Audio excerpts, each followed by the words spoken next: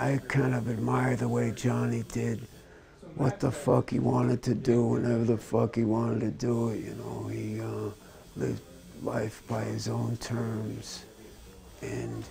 very few people can really say that they did it my way, you know. Besides being the coolest cat in the world, he was a good person, and to be able to be both at the same time is a really good trick and a balancing act of being such a good family man, you know, and loving his family the way he did, and appreciating his fans, and still being a, you know, 110% rock and roller, you know.